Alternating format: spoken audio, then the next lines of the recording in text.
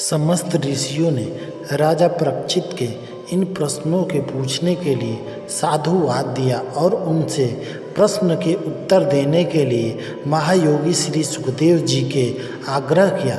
समस्त धर्मों के ज्ञाता परम ज्ञानी श्री सुखदेव जी, जिन्होंने नाल छेदन के समय से ही इस संसार की माया को त्याग कर परमहंस व्रत के ब्राह्मण ज्ञान प्राप्त किया है, उनके प्रश्नों का उत्तर देने के लिए तैयार हो गए। महायोगेश्वर श्री सुखदेव जी बोले, हे राजा परीक्षित, एक राजा होने के नाते तुम अपने कल्याण के साथ ही साथ सभी को कल्याण की चिंता रहती है, इसलिए तुमने यह अति उत्तम प्रश्न किया है।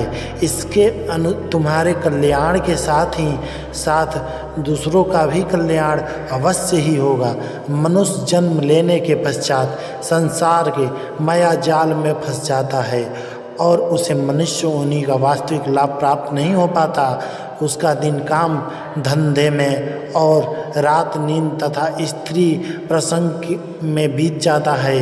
अज्ञानी मनुष्य स्त्री, पुत्र, शरीर, धन, संपत्ति, संपत्तियों आदि को अपना सब कुछ समझ बैठता है। वह मूर्ख पागल की भांति उनमें रम जाता है और उनमें मोह में अपनी मृत्यु को भयभीत रहता है, पर अंत में मृत्यु का ग्रास होकर चला जाता है। मनुष्य को मृत्यु आने पर भयभीत तथा व्याकुल नहीं होना चाहिए। उस समय अपने ज्ञान के वैराग्य लेकर संपूर्ण मोह को दूर कर लेना चाहिए।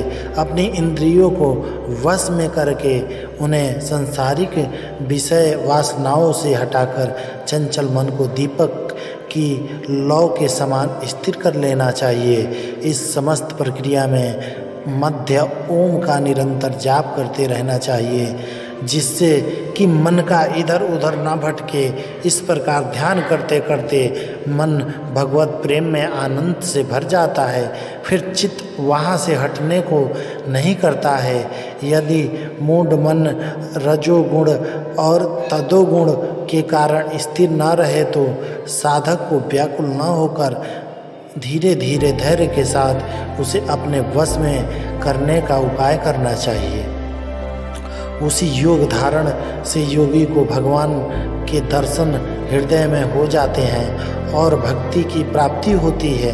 राजा परीक्षित ने पूछा, हे महाभाग, वह कौन सी धारक है जो अज्ञान रूपी मैल से शीघ्र दूरी कर देती है, और उस धारक को कैसे किया जाता है? उनमें से एक प्रश्न उत्तर में श्री सुखदेव जी ने कहा, हे परीक्षित, योग की साधन करने वाला साधक को सबसे पहले अपने शरीर को वश में करने के लिए यथोचित आसन पे बैठना चाहिए। तत्पश्चात क्रिया शक्ति को वश में करने के लिए प्राणायाम का साधन करना चाहिए। साथ ही साथ विषय एवं कामनाओं को त्याग कर इंद्रियों को अपने नियंत्रण में करना चाहिए। फिर ज्ञान का प्रयोग कर मन में को चारों ओर से इस प्रकार समेट लेना चाहिए जैसे कि कछुआ अपने सिर पैर को समेट लेता है। इतना करने के पश्चात भगवान के विराट रूप का ध्यान करना चाहिए।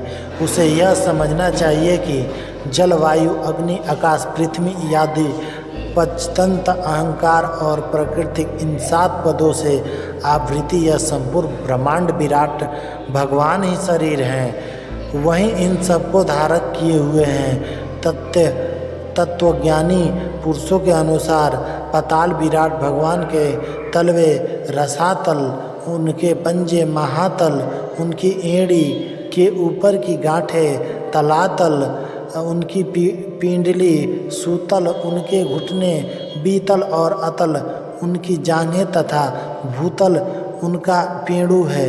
हे परीक्षित, आकाश उनकी नाभि, स्वर्गलोक उनकी छाती, महालोक उनका कंठ, जनलोक उनका मुख, तपलोक उनका मस्तक और सत्यलोक उनके सहस्त्र सिर हैं। दिशाएं उनके कान, दोनों अनुकुमार उनकी नासिक, अग्नि उसका मुख, अंतरिक्ष उनके नेत्र और सूर्य नेत्र की ज्योति हैं।